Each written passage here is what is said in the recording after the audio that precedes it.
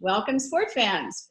Welcome to the Institute for Education's Safer at Home speaker series. We will forever reference life pre-COVID and life post-COVID. This challenging, hard time of the pandemic, the ongoing racial injustices and protests, the economic uncertainty. We all at IFE are listening and continuing to educate ourselves. We're dedicated to elevating Black and all minority communities through programs like Computer Science at Southern California, which IFE founded 6 years ago at the USC Viterbi School of Engineering. This free camp is for underrepresented student populations K through 12, teaching them the language of code, Python, Scratch, Java, web development, robotics. We're educating kids to develop skills to move them and their communities forward and eradicate income inequality. Our first day of the virtual distance learning kicked off just last Monday with 30 USC Viterbi TA coaches and USC Viterbi professors. 180 kids, student-teacher ratio 6:1, Zooming and writing their very first lines of code. Tech literacy, reading, writing, arithmetic, and algorithms. That's why our special best-selling author, George Zaidan, is the perfect fit for our Institute for Education's second Safer at Home IFE online speaker series virtual program. His book ingredients are all we need for the moment. This irreverent, wacky brilliance and good nature are perfect for this time. Buy the book, buy the book. Welcome IFE Innovation Steward, Dr. Amy Geng. Amy has a medical degree from Ohio State Medical School and trained in traditional Chinese medicine and acupuncture and herbals. Quite the impressive combination. Amy will be moderating the conversation today. You can follow us all on social media at Coach Kemper, at George Zaidan, at Institute for EDU. Now, the mission of the Institute for Education is to harness the power of data, innovation, and soft diplomacy in the global community. This is IFE's 30th season, over 1,700 programs and salons, and now our pivot to virtual. We are reskilling. George, you join a very distinguished list of over 600 IFE speakers, including Nobel laureates, a vice president, several White House chiefs of staff, governors, mayors, countless cabinet secretaries, CIA and FBI directors, a Miss America, 4 United States chief technology officers, 1 United States chief data scientist, CEOs of Fortune 100, and 6 Supreme Court justices, several of them more than once. Now, when I call out your name to give you a shout out, please wave in the Zoom. I want to applaud our IFE leadership with us today. IFE co-founder Jim Valentine, chairman of our board of stewards, Marcy Robinson, IFE trustee, Kelsey Valentine, Dr. R. David Edelman, IFE board of stewards. A big shout out to our lead support, Microsoft, Charter Communications, Matt Cutt, Todd Park, Amy Geng, Dr. R. David and Joanne Edelman, John Paul Farmer, and Britt McCandless. As always, thank you for your generous support. And I want to welcome all Team IFE coming out to support Georgie. I love seeing you all in the room supporting your very own IFE team member. Welcome White House Presidential Innovation Fellows, USDS, IFE friends from Brussels, Thailand, and London, and diplomats from the EU, Sweden, Norway, and Singapore, and our extraordinary plenipotentiary ambassadors from Albania and St. Lucia. Welcome to you all. Now let me tell you a little bit about our best-selling author, George Zaidan. He's a person that I feel I've always known. He's a soulmate despite our age difference. George came to IFE when he was a sophomore at MIT, and then he became an intern. He quickly became an IFE fellow, and now he is a muckety-muck senior IFE fellow. He's a famous science communicator, able to dumb things down for lay people. But out of all of the accomplishments and successes, my favorite is when he starred in CNBC's Make Me a Millionaire Inventor TV series. We would be out and about and people would stop him and ask for his autograph. We would laugh and he would sign away happily. And now IFE Innovation Steward, Dr. Amy Geng, my great friend, who is full of the compounded awesomeness her husband, Todd Park, always talks about, will lead the conversation. So Amy, take it away. Thank you, Coach, for that introduction. And thank you and everyone at the Institute for Education for your commitment to computer science education in the Los Angeles Public Schools, which is just one example of how IFE has worked towards promoting a more equal and just society over the years. Thank you. So today we are here with George Zaidan, author of this fabulous book, Ingredients, The Strange Chemistry of What We Put in Us and on Us. George, so happy to have you here with us today. Before we start talking about the book, how have you been? I'm curious to hear your take on the COVID environment as a chemist. Yeah, so first of all, I want to say thanks to IFE for having me. Thanks for that wonderful introduction, Coach. And I've got some friends and family, in addition to the IFE friends and family on the call, some actual friends and family on the call. So I would like to say thank you all for taking an hour of your day to put up with what you already put up with so much of already.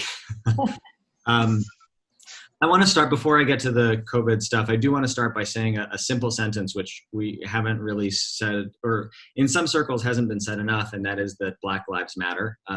They always have, they always will, and they do now, but we can't say it enough. And I think showing support to the Black and Brown community at this time is one of the things that is really important for us to do. Now getting to the sort of second crisis that is seizing the nation, COVID-19. I've been doing some work in my day job for ACS about, some PSA type style materials, some sort of useful tips that people can do at home every day. And this is something that my parents will recognize, because I forced them to start doing this back in March,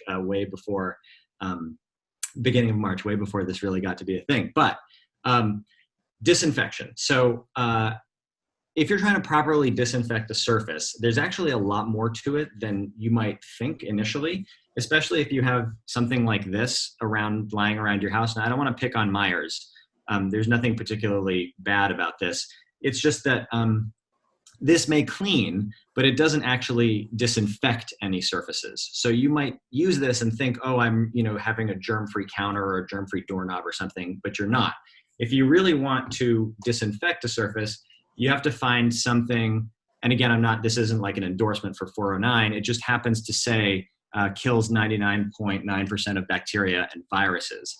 And the key part is you want it to say viruses, because there's lots of products that say kills 99.9% of bacteria, but if it doesn't say viruses, that's basically useless against the coronavirus, because it is a virus, so you are trying to kill viruses.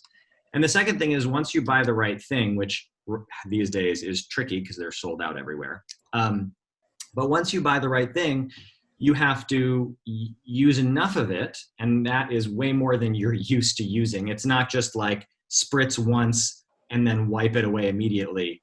The commercial for Lysol, the disinfecting spray, actually shows them spritzing a light switch for 4 seconds, which is the amount of time they recommend in order to get enough disinfectant on that surface.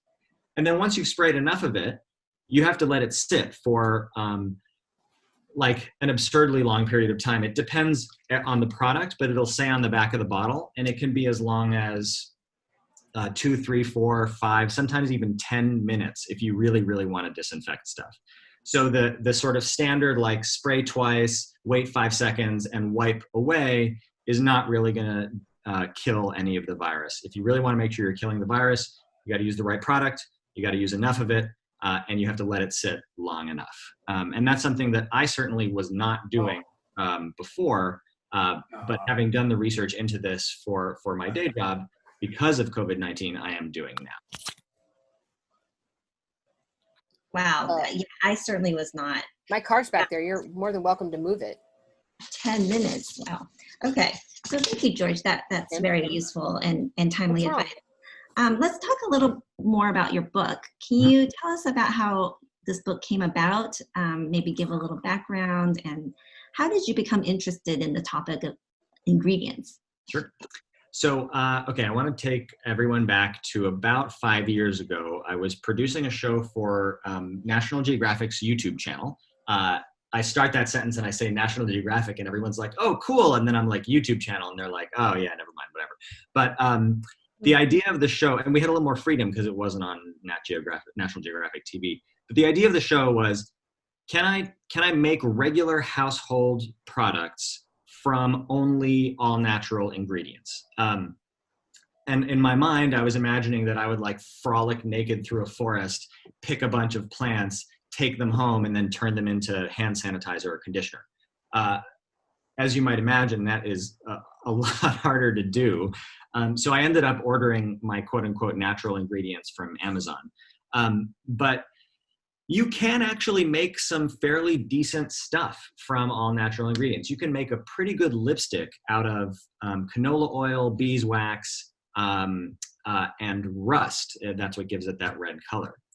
But for most of the other stuff I tried to make, like hand sanitizer, I actually tried to make that at home appropriately, but that didn't work at all, and that was true of most of the stuff. So the takeaway from that series was, for me, was we as a civilization, we live in a weird paradox.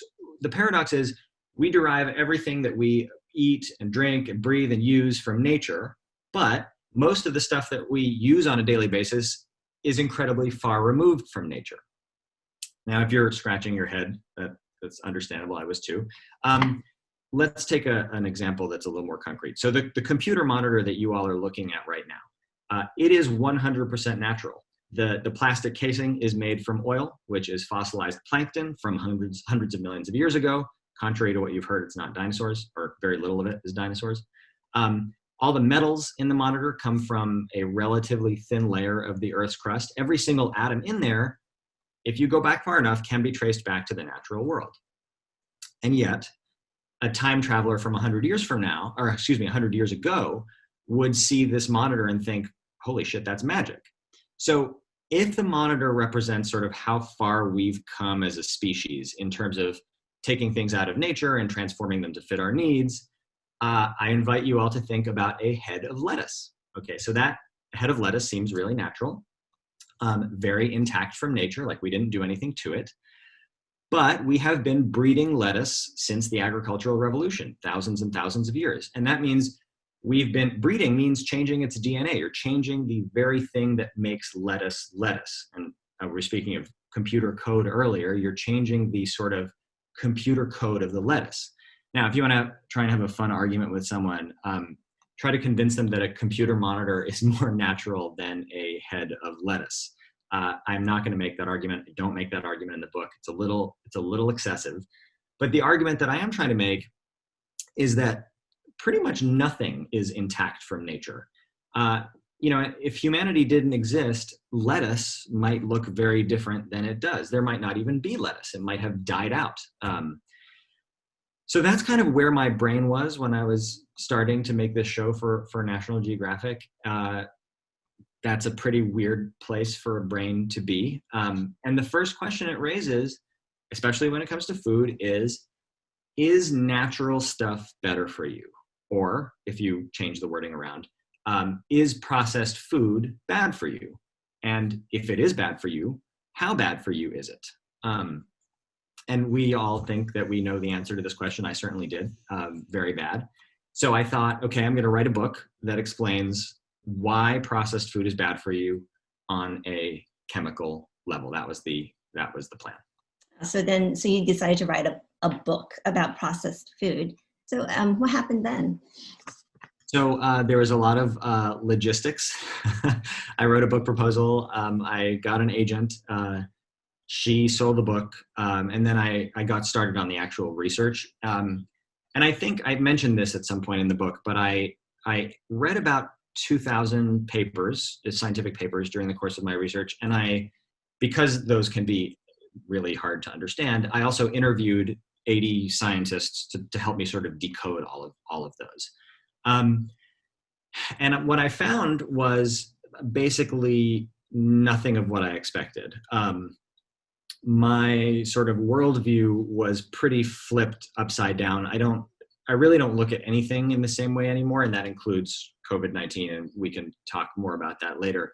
But I want to give you a flavor of like what this new world view that I'm living in is, because it's pretty weird.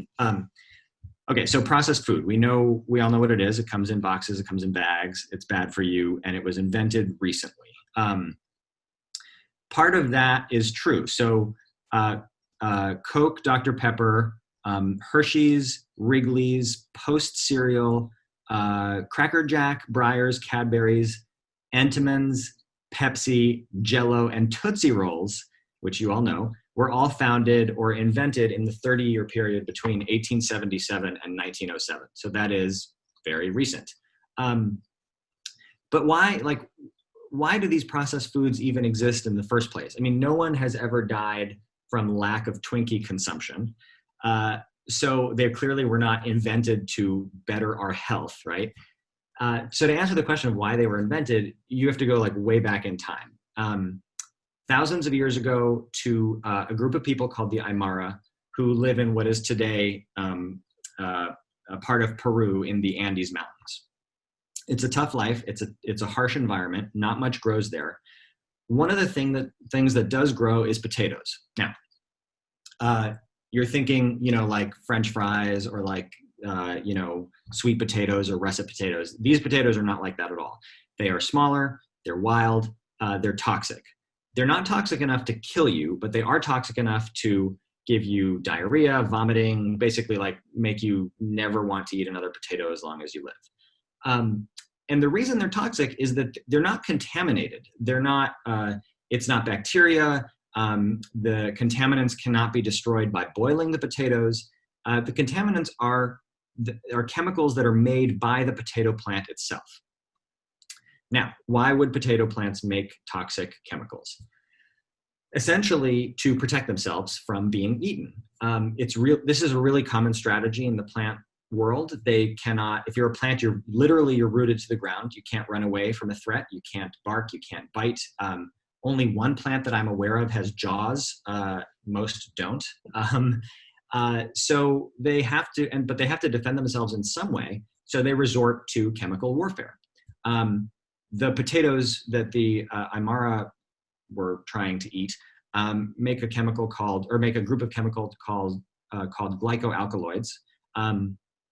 Tobacco plants make nicotine, which you all know as the chemical that is extremely addictive in cigarettes. But nicotine is actually also just straight up toxic if you ingest enough of it. And it's so toxic that it was used as a pesticide over the last century. And over something like 2,000 varieties of plants make cyanide. And that's the exact same chemical that was used in, I think, Russia's or the USSR's assassination of a spy in the something. So natural cyanide, for example. So natural doesn't necessarily mean good for you. That's a point that you make several times in the book, right? That natural things are made up of chemicals, and not all of these natural chemicals are good for you. Absolutely, yeah. And we often think of, okay, our ancestors lived in a utopian Eden where they could just wander out into their backyard and, pick fruit off a tree and eat it. And that's not the case at all. They had to be really, really careful because nature was dangerous. Food was dangerous. And so people came up with incredibly ingenious ways to detoxify their food. The Aymara, for example, would take the wild toxic potatoes, and they would basically freeze dry them without, you think freeze drying is like space food because that's how space food is made. It's freeze dried. And it's made using complicated machines and stuff that I think was invented by the Whirlpool Corporation. But the Aymara figured out a way to essentially use their environment to freeze dry potatoes on their doorstep and in the streams and rivers that surrounded them. And not only did they freeze dry them, they also would trample them, kind of like a French winemaker tramples grapes, and put them in streams and let the streams wash away all the toxins. And so they'd end up with these very flavorless, potatoes that were detoxified, completely safe to eat, and would also last like 20 years. And they were doing this thousands of years before, our quote unquote modern civilization, quote unquote, invented freeze drying in the late 1800s or whenever we did.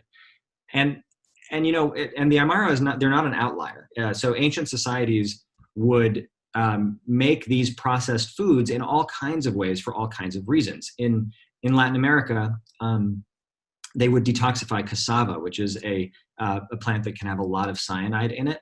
And they would use a device that, if you've ever seen a Chinese finger trap, it's the thing that you put both your fingers into, and then when you try and pull it out, it tightens and you can't pull it out. So they would make these gigantic versions of this device, 4 or 5 feet high, that they would fill with cassava mash, and then hang it from a rafter and pull down with their entire body weight, and it would squeeze all of the poison, all of the cyanide out of the cassava mash, and then it was safe to eat. And so, this is like, when I was reading about this, I was like, oh my God, this is crazy. Processed food, I thought, was just these brand names that were invented in the late 1800s, but really it's something that we as a species have been doing about for a long, long time. And that my original plan had been to write about, okay, well, here's the chemistry of why processed food is bad for you. But I had written 3 chapters, and all I had done was explain how awesome it was that people had processed food for thousands of years. So finally, I got back on track. The looming threat of a contract deadline is very helpful for that. And so I said, okay, well, I've got to actually research, like, why are processed foods bad for you? And so I got down, I got sucked down a completely different rabbit hole, which, if you'll permit me, I'll tell you a little bit about. So this is, I sort of stumbled on a little bit by accident. I'm sure a lot of people on this call remember, and it may be fairly recently, essentially science changing its mind about whether foods were good or bad for you. So one year it's like, okay, eggs increase your risk of a heart attack. And then the next year it's eggs, no difference on a heart attack. And so I thought, I had heard this a lot, and I was like, I should actually just check and see if that's true, if that really did happen. So then that was when you decided to investigate coffee. Yes. So coffee is more interesting than eggs. I know that's a controversial statement, but I'll just throw that out there. So I thought, look, it was in the morning, I had a cup of coffee. I will try and do this research for coffee. So I went on LexisNexis, which is a news and other database service. And I searched for, I think, something like coffee and risk, and then increase or decrease, those words in the headlines of news stories. And I got about 3,000 results from before the year 2000. And I would go through them, and it was exactly what people said it was. So I'll just read you some of the headlines.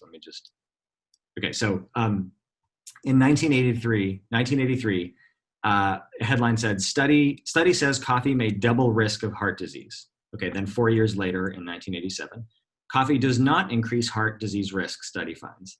Then 3 years after that, in 1990, coffee puts heart at risk. And so that last one, that was published September 14th, 1990. And then 28 days later, you've got a headline that says coffee not heart risk. So coffee puts heart at risk, and then a month later, coffee not heart risk. And then 6 months after that, it's coffee tied to increase in heart risk.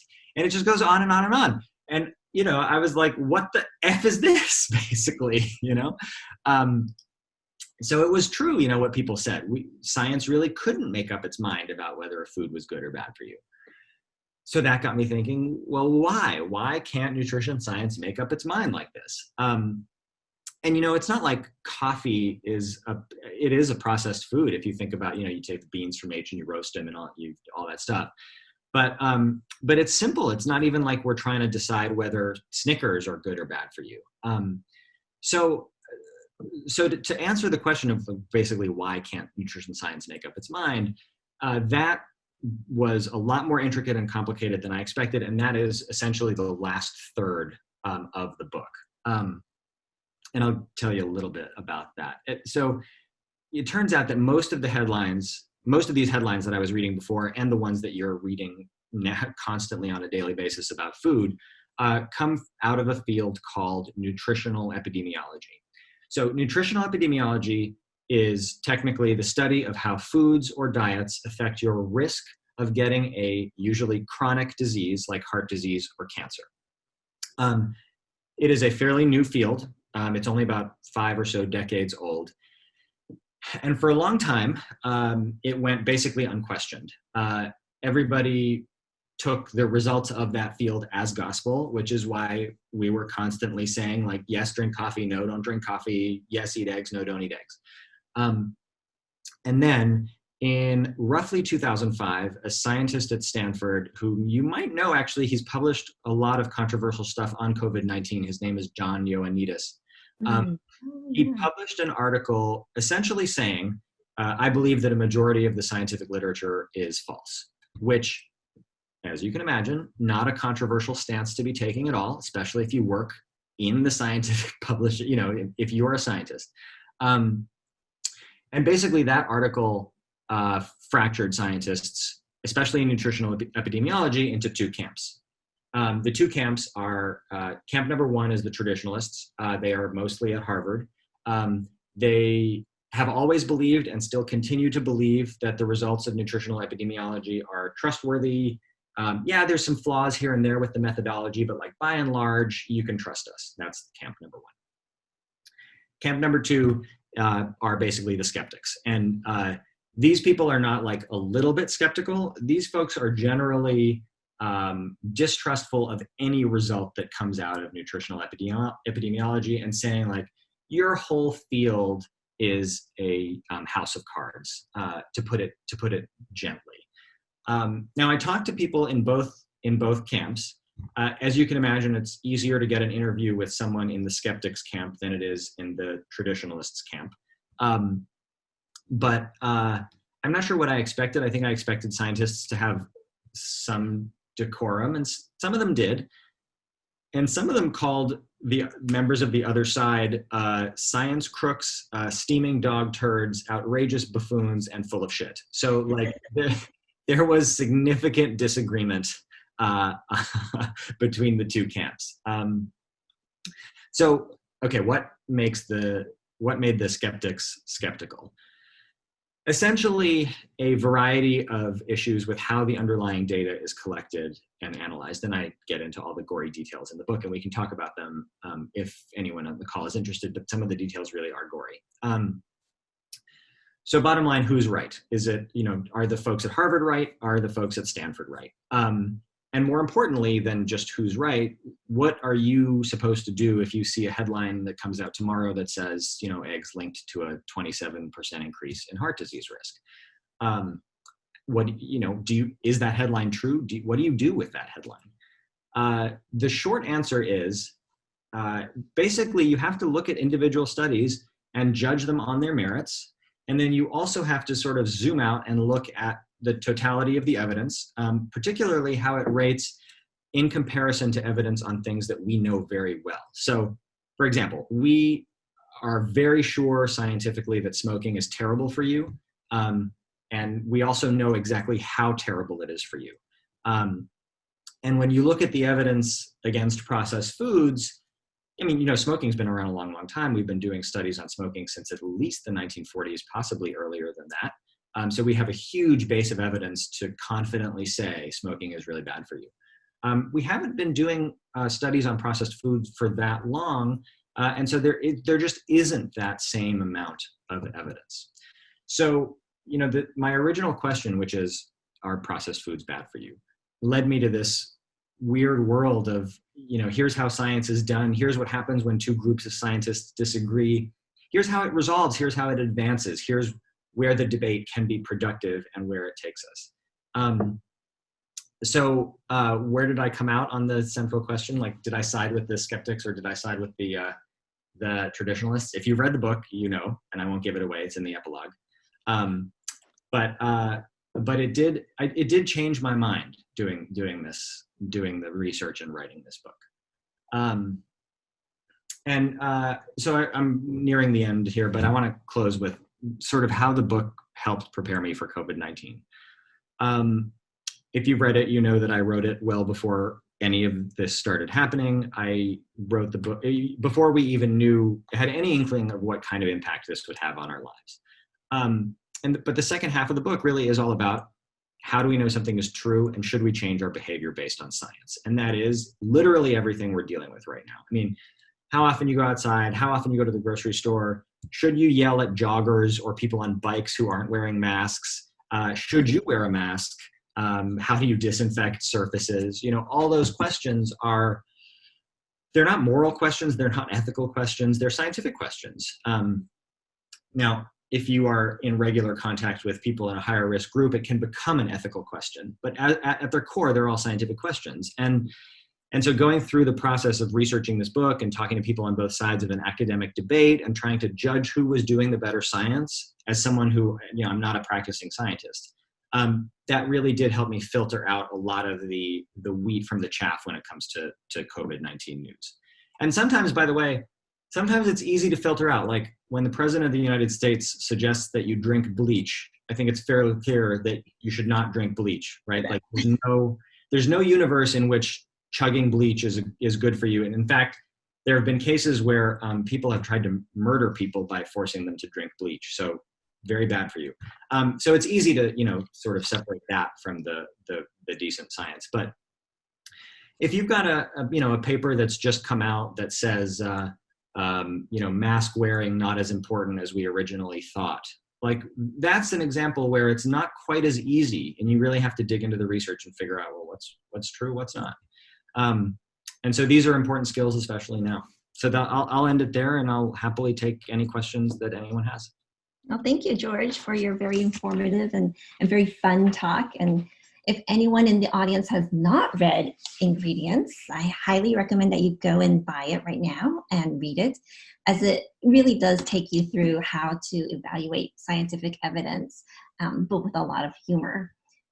So now we'd like to welcome questions from the audience, which you can submit either through the chat window that you can get from clicking at the bottom of your screen there, or people can raise their hands by clicking on the three dots next to their names.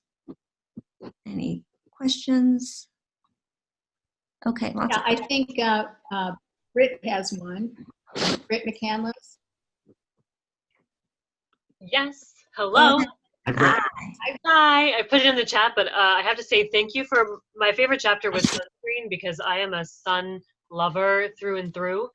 And I knew that it was good to put the splooge of sunscreen on, but I am never a reapplier, and I loved learning exactly how it works, and you have scared me into reapplying. And my question is, are there other products like that sort of stood out as a product and not a food, or something that we're ingesting? Are there other products like that? One, why you picked sunscreen, and two, are there other products like that I can look forward to in your sequel? Well, let me first say thank you for assuming there will be a sequel. I assume there will be one too. So Sunscreen so I picked it basically because it was a great case study of something that we have some information about, but we have more information on sunscreen than we do about processed food, but we have much less information on sunscreen than we do about smoking. So it was like a good middle ground place to discuss how should you change your behavior, if at all, on something where there isn't like a really solid base of scientific evidence. And I talked with actually, so it was funny. Again, there was a debate on sunscreen too. Basically, anytime there's a scientific field, you can find two people who disagree strongly in that field.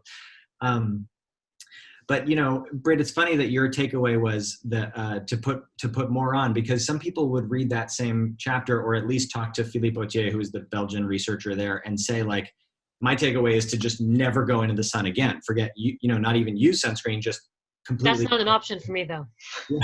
Exactly. Yeah. So that was a particularly good one. I'm not sure if there are others. Hand sanitizer is another product that actually does have a fair bit of science behind it. And it is, particularly topical at this time. Actually, the UK edition of the book, which is coming out in July, which is next month, I keep forgetting that it's June, is going to have a very short appendix on the sort of science of hand sanitizer. People actually used to sanitize their hands using bleach. That was the first hands, if you're not counting soap, bleach was actually the first hand sanitizer.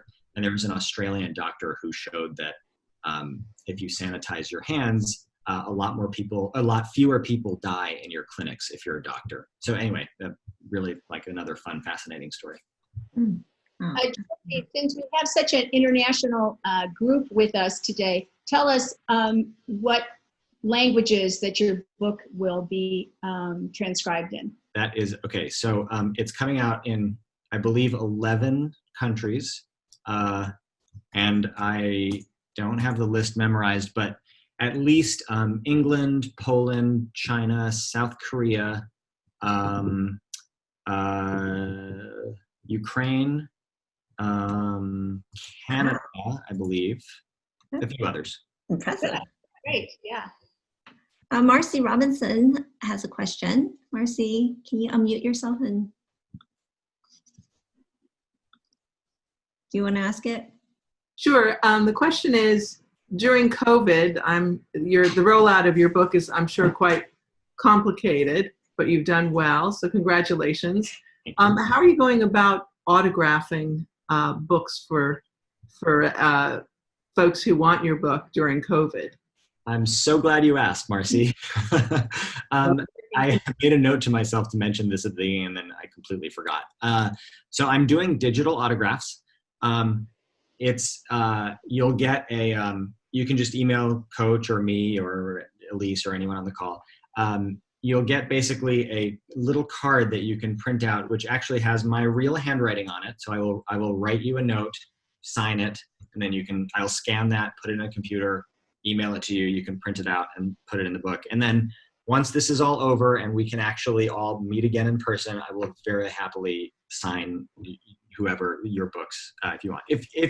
If you would like a real honest to goodness autograph, you can mail me your books and I will sign it and mail it back to you. But I think the digital version is probably the easiest way to go. I have to say the digital version is wonderful. It fits in perfectly with the book, and I think it is memorable that this is the time we're all doing it. Yeah, thank you, Georgie. George, can I jump in with a question? Hi, Gary, yes. Hi, how you doing? Good, how are you?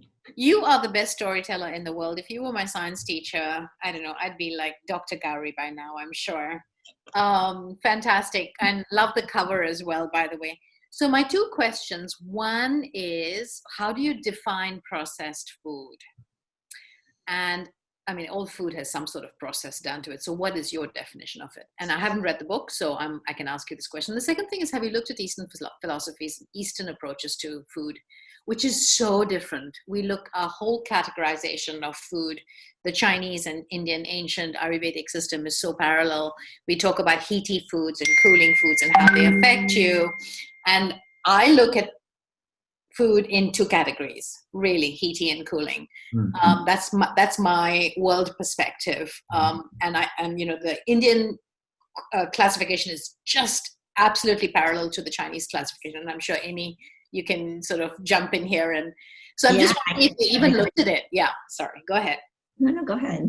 Oh, yeah. I studied traditional Chinese medicine, but I studied in the States, and I was actually the only Asian in my class. Everybody else was Caucasian, and I was the only person who ate salad, and the only so raw vegetables, and the only person who drank tea or any sort of caffeine. Everybody else was, you have to have warm cooked foods, no raw cold foods, and I drink caffeinated tea. They only drink herbal tea. If you're a strict Asian medicine person, you would definitely look at foods in a whole different way. Exactly, yeah. So I'll answer the second question first. The extent of I didn't look in depth on Eastern perspectives of food. The extent of my experience on that is that I once had some elbow pain and went to an acupuncturist because regular medicine wasn't working. And she said, lay off that. She said, never drink milk again, and only, you know, don't eat cold foods, only hot foods. I think I was drinking smoothies at the time, and she looked at me like she was very disapproving of the smoothies. The first question is again, like any scientific question, there's debate. So there is a debate on how you even define processed food in the first place. The two camps on this one are basically, do you talk about and these are both Western camps, so again, not even getting into the Eastern side here, but do you think about what is in a food? So do you look at it and say, okay, this has X grams of protein and X grams of carbs, etc., or do you look at what has been done to the food? You know, is it packaged? Is it processed? Is it made in a factory? Is it made in a kitchen? Those kinds of considerations. And there is, again, like the established sort of perspective is you look at food based on what it's made of, grams of carbs, grams of protein, etc. There's this emerging perspective of, you know, you look at foods based on what has been done to it and how quote unquote distant it is from nature. And the folks who sort of look at it from the perspective of how distant is it from nature, they have developed a classification system of 4 groups 1 through 4, where 1 is sort of the most natural way and then 4 is all the stuff that we all would recognize as really processed foods. Sodas, packaged, you know, breads, all of that sort of stuff. And there's an ongoing debate between those two fields. And, you know, again, like, it's an important question you're asking. If you want to figure out if processed food is bad for your health, you have to first define it. You have to first say, what are you studying? And if you can't even agree on what you're studying, how are you going to ever agree on the results of the research that use that definition of processed food, whichever one it is? So I don't really have a clear answer for you, except to say that people are still arguing about it at Harvard and Stanford. Sounds good. Thanks, George. Thank you, Gary. Georgia, we have a question from Amy. Let's get the question from Kaivan that he has in the chat. Kaivan. It says, Sure, I can I'll just read it, yeah. Okay? Yeah. Oh, no, Kaivan, go ahead, because sure.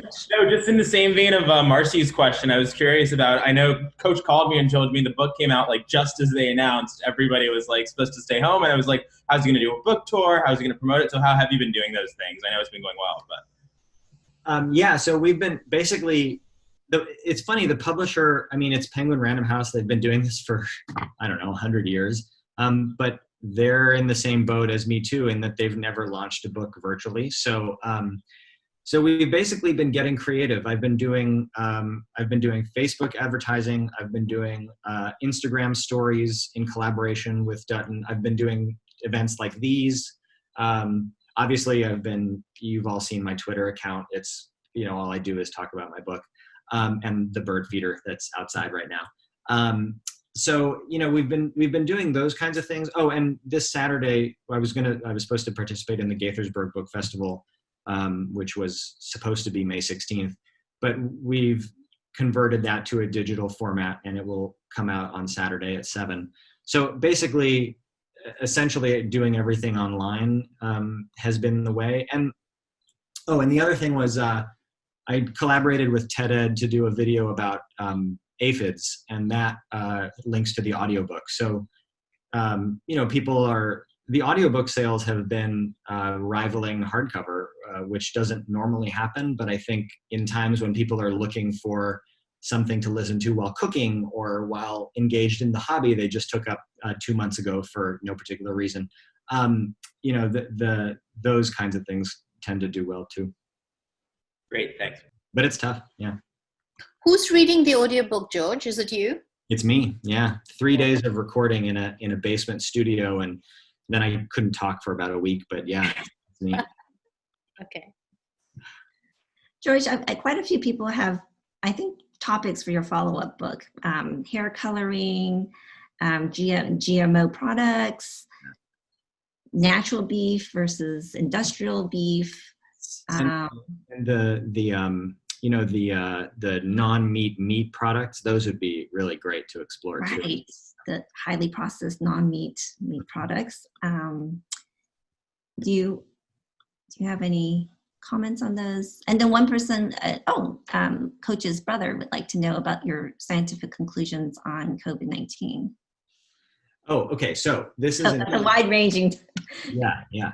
No, I think the idea of growing beef, especially using E. coli to grow beef or other bacteria, that is absolutely fascinating. I mean, it is also disgusting, but it is also, it's right at that like weird intersection of gross and interesting that makes it perfect for a book chapter. So on COVID-19, in a weird way, it's something where there's very little evidence because it's so new, but it's also something where, we understand the principle of infectious diseases because we've been infected by them since the beginning of humanity. We have a lot of evidence. So, for example, the mask thing, right? Like, is there great scientific evidence that wearing a mask reduces transmission of COVID-19? There's evidence. Is it like ironclad? And, does it involve taking people who are, known to be infected with COVID-19 and exposing them to people who are known to not have COVID-19 and seeing if the virus can make the jump? Obviously not, because that would be highly unethical, right? You can't do those sorts of studies. But like, we know a fair bit about how influenza transfers from one person to another. We know that the respiratory route is taken advantage of by many different organisms and viruses to hop from one person to the next. So, in the case where you don't have all the information and the information is changing so quickly, my general stance is, act in the most conservative way possible, in the sense of, if I'm not sure if a mask is helpful, but I think it might be, I'm going to go ahead and wear the mask. Mm-hmm. Even though, because it's just basically better safe than sorry, right? If it turns out a year from now that wearing a mask wasn't helpful, then, my glasses fogged up and I looked kind of funny for a while. But if it turns out that it was helpful, maybe I prevented myself from getting the virus, and maybe, more importantly, I prevented people I care around me, people I care about around me, from getting it. I didn't unintentionally transmit it to them. So that's kind of where I land on that type of thing. Thank you. Yeah, it's more like, you look at other coronaviruses, we have evidence there, influenza virus, kind of similarly sized, and there are studies on masks for those things. Any other questions that people are seeing? Let's see. I have raised my hand. Oh, yes. Oh, sorry. Yes. That's okay. Hi, Ambassador. Ambassador, yeah. I just want to say hi to everyone. I listened to this conversation. I have to say I haven't read the book yet, but it definitely went on my reading list. It's interesting to follow this conversation, especially now after COVID, and that's true. The reason why I wanted to comment, it's, I come from Albania, and Albania is generally kind of Mediterranean food. And we, in a normal conservative Albanian family, you cook every day a meal for your family. And that has to come from very green and vegetables, which in I don't know what the percentage is today, but in a lot of cases come from the garden in the backyard, or someone you're sure that raises in the backyard. And then meat that where it is grown up, and until probably 30 years ago, you would have to go and check where it was raised, and especially if you had big parties like, I don't know, a celebration or a wedding, then you would literally have to go and pick and choose and say, I want this one, this cow, and this cow. But of course, that's not a tradition anymore, but people try to do it as much as they can, especially in the countryside. And when COVID started and everyone was inside, a lot of people in Albanian language made that comment. It's like, what we do normally, everyone is doing now. Yeah. Which means cooking every day. And that was the part that we did not felt challenged in this period, because we're used to do it every day. even here in Washington, we do a lot of meals that we believe are not only part of the tradition and our families and our children are used to have, but we still believe that the good part of it is like you could, I don't know, soups almost every other day and salads which comes from the garden, and not quite the processed food, but it's so much, it's everything so much involved, also the processed foods too. First of all, because a lot of it's you see the nutrition, which you believe is good on what it's written, and that a lot of time they have flavors that you cannot do otherwise. And on top of trying to increase the variety of ways you do the same things at home, you also include the processed food one way or another, if nothing else, to really enrich the type of, if you do the same thing every day. So I believe this book is going to be continuously, we see a lot of comments online on how the food at home kind of mindset is going to continue. A lot of people see that probably it's not that bad if you do it at home. Probably it sometimes is saving. I've had a lot of friends which say we literally buy at least 1 or twice per week. Anyway, we ordered because we want our small businesses around to grow and maintain themselves. So when we go normal, we can see the same place, but we loved, and we can go back. But in the meantime, it's also a discussion that it's good to not. It was so much kind of an exercise to our kids that are growing up, to tell them, like, it's good that you are able to do this, that you think about what type of food you include and all of that. So really, thank you so much for the discussion. I don't specifically have any questions right now, but I felt really I would like to bring this to the conversation. Thank you. Thank you very much. I really appreciate your comments. Yeah, I mean, I've never been an active grower of vegetables before in my life, but downstairs I have I think 4 green onions and lettuce, which is I understand for people who really have a green thumb, that's like nothing, but it's a start, and and it's been fun. It's great to see. I think part of the interesting thing I learned while writing the book was changing a little bit of my perspective on plants and on nature, and I hadn't really realized to what extent plants take the environment around them. They use everything that is around them, the air, the sun, to make food. And seeing that happen in a pot in your kitchen, is really kind of magical. And so seeing the world with that new lens has been another really interesting part of having written this book. So thank you for your comments. Well, Georgie and Amy, I think we're going to start to wrap it up here. Thanks for this outstanding book Zoom. Please, everyone, join IFE Safer at Home Live next time with Institute for Education's very own IFE Steward, New York City CTO, John Paul Farmer, and Matt Lira from the White House Office of American Innovation and Special